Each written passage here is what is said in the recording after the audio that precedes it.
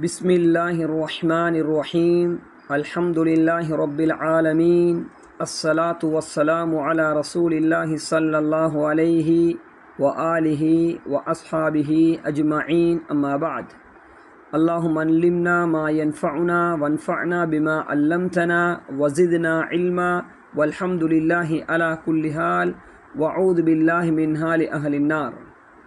கண்ணியத்துக்குரிய சகோதரர்களே சகோதரிகளே, சென்ற பாடத்தில் புறம் பேசுவது கூடாது, அதே போன்று புறம் பேசுவதினால் உள்ள விபரீதங்களை சென்ற பாடத்தில் பார்த்தோம்.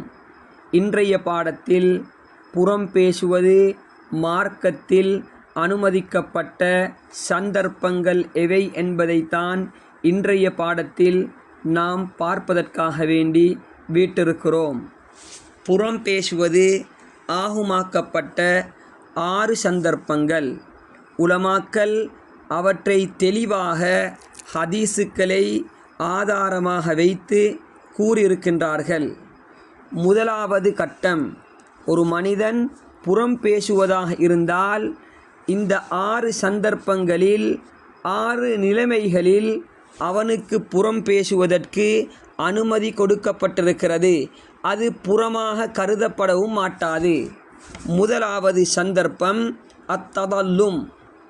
ஒரு மனிதன் அநியாயம் செய்யப்பட்டால் அந்த அநியாயத்தை முறையிடுவதற்காக வேண்டி அந்த மனிதர் காலியிடம் அல்லது ஹாக்கிமிடம் தனக்கு தன்னுடைய அநியாயத்துக்காக வேண்டி நீதத்தை பெற்றுக்கொள்வதற்காக வேண்டி அவனுக்கு செய்யப்பட்ட அநியாயங்களை காலியார் இடத்தில் முன்வைக்கலாம்.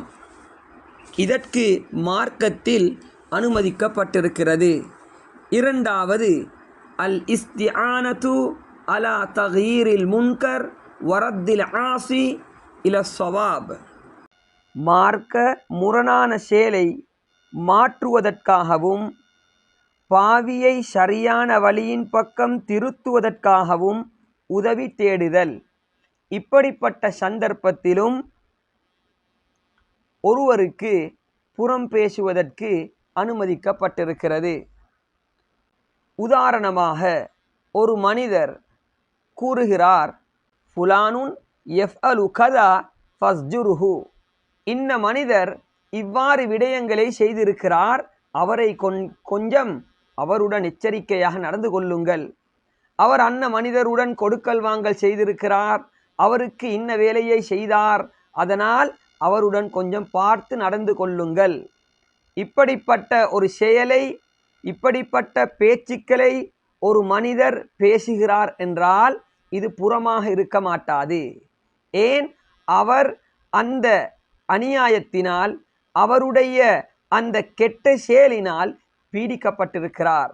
அவர் மற்றவர் எனக்கு நடந்ததை போன்று மற்றவர்களுக்கு நடக்கக்கூடாது என்ற ஒரு நல்ல எண்ணத்தில் அவருக்கு இதனை சொல்லலாம்.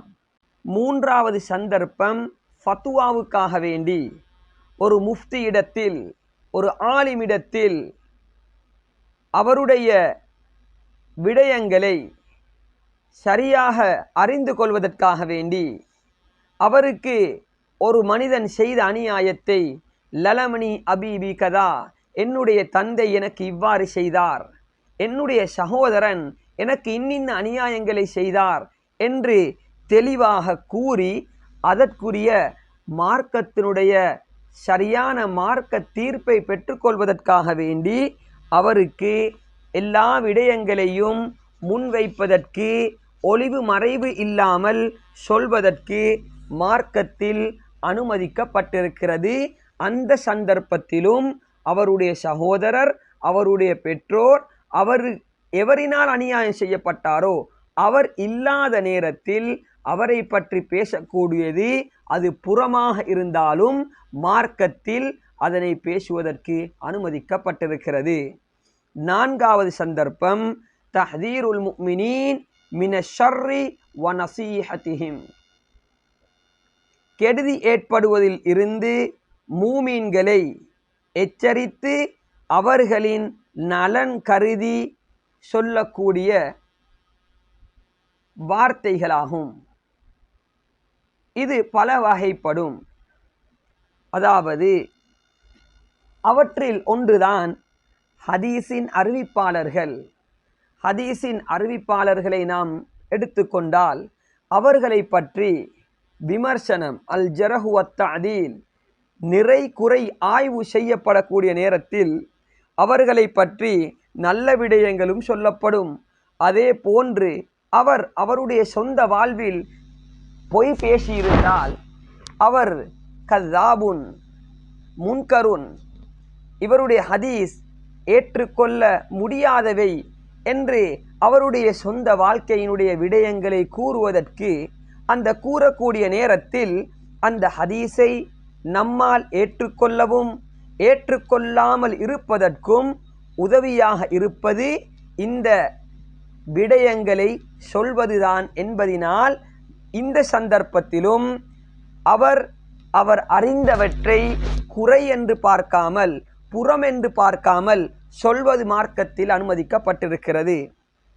அதே போன்று ஒருவர் சாட்சி சொல்வதற்காக வேண்டி அவர் வழக்காடும் இடத்துக்கு கொண்டு வரப்பட்டிருக்கிறார்.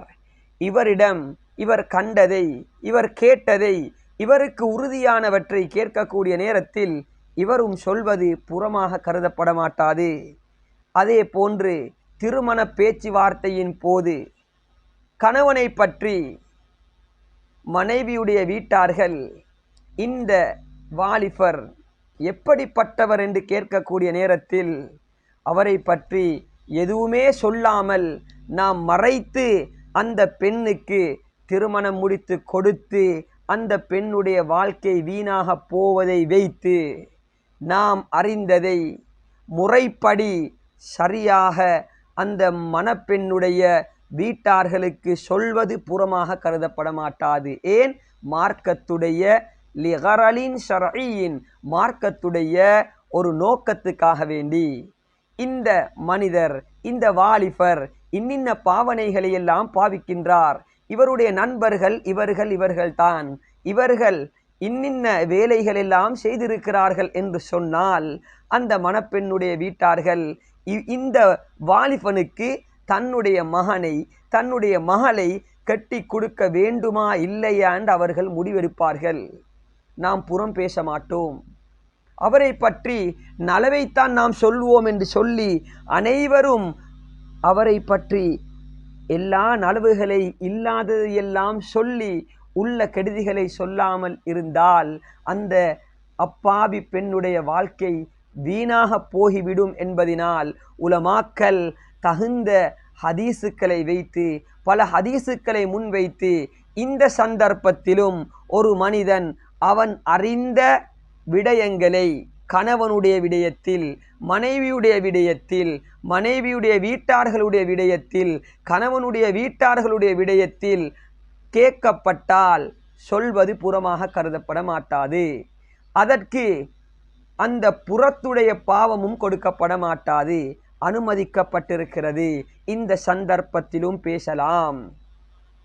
அதே போன்றுதான் கூட்டு வியாபாரம் செய்வதற்கு ஒருவரிடத்தில் பணம் இருக்கிறது. இவர் கேட்கிறார், உங்களுடைய நண்பர் அவரிடத்தில் என்னுடைய பணத்தை நான் ஒரு மாசத்துக்கு, ஒரு வருடத்துக்கு கொடுத்தால் அவர் நல்ல முறையில் வியாபாரம் செய்வாரா?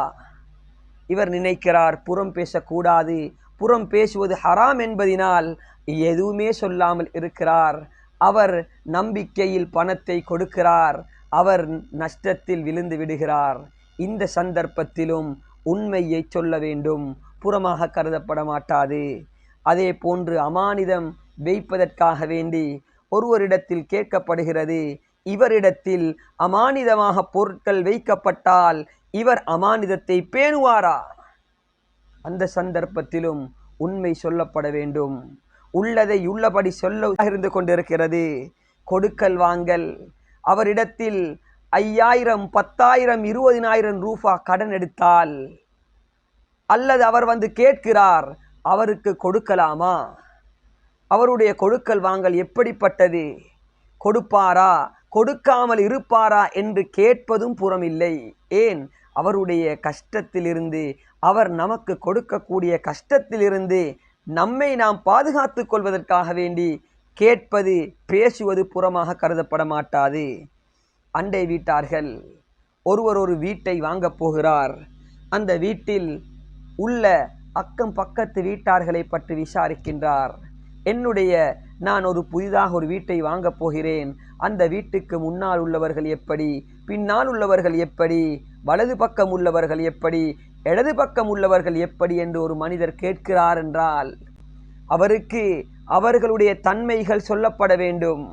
அப்படி இல்லாவிட்டால் புறம் பேசக்கூடாது, யாரும் யாரை பற்றியும் பேசக்கூடாது என்று நாம் ஹதீசுக்களை அரை குறையாக விளங்கி நாம் கஷ்டத்தில் நஷ்டத்தில் விழக்கூடாது. கண்ணியமான தாய்மார்களே, சகோதரர்களே, இந்த சந்தர்ப்பத்திலும் மார்க்கம் நமக்கு அனுமதித்திருக்கிறது. நமக்கு புறம் பேசுவது இந்த சந்தர்ப்பத்தில் அனுமதிக்கப்பட்டிருக்கிறது. ஐந்தாவது, ஐயகூன முஹாஜிரன் பிஃபிஸ்கிஹி அவு பித்அத்திஹி. ஒரு நபர் பகிரங்கமாக பாவங்கள் புரிகிறார் அல்லது பகிரங்கமாக பித்அத்துக்களை செய்கிறார் என்றால் அவரை பற்றியும் பகிரங்கமாக சொல்வது புறமாக கருதப்பட மாட்டாது. உதாரணமாக, ஒருவர் பகிரங்கமாக மதுபானம் குடிக்கிறார், பகிரங்கமாக சாயாரம் குடிக்கிறார், பகிரங்கமாக கப்பம் எடுக்கிறார், பகிரங்கமாக அநியாயமாக அடுத்தவர்களுடைய சொத்துக்களை சூதாடுகிறார் என்றால் அவரை பற்றி நாம் ஒளித்து பேசக்கூடாது. பகிரங்கமாக இவர் இப்படிப்பட்டவர், இவர் இன்னின்ன வேலைகள் செய்தவர் என்று சொல்வது மார்க்கத்தில் அனுமதிக்கப்பட்டிருக்கிறது.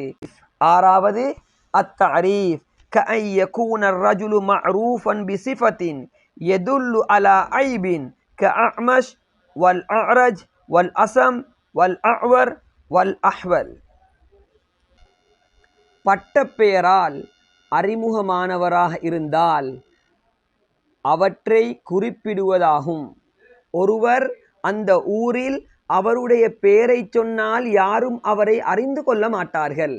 அவருடைய பட்டப்பெயரை சொன்னால்தான் மக்கள் அறிந்து கொள்வார்களேயானால் அந்த சந்தர்ப்பத்தில் அவருக்கு அந்த பெயரை சொல்லி அழைப்பதற்கும் மார்க்கம் அனுமதித்திருக்கிறது.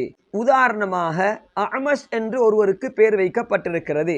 அஹ்மஸ் என்றால் யார்? மாலை கண்ணன். இன்னும் ஒருவருக்கு அஅரஜ் என்று பெயர் வைக்கப்பட்டிருக்கிறது, நொண்டியன்.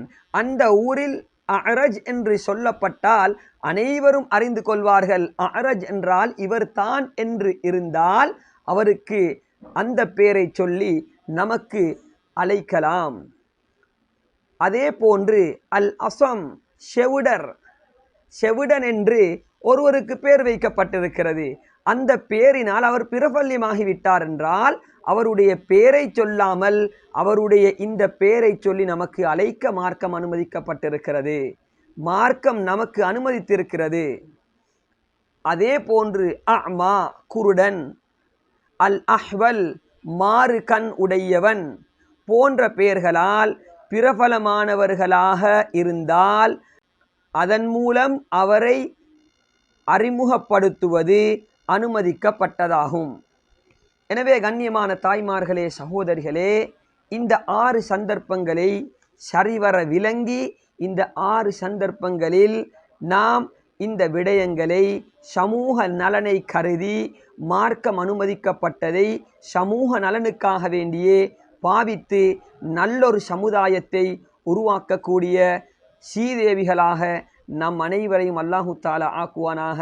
வ ஆகிரு தஅவானா அனில் ஹம்துலில்லாஹி ரப்பில் ஆலமீன்.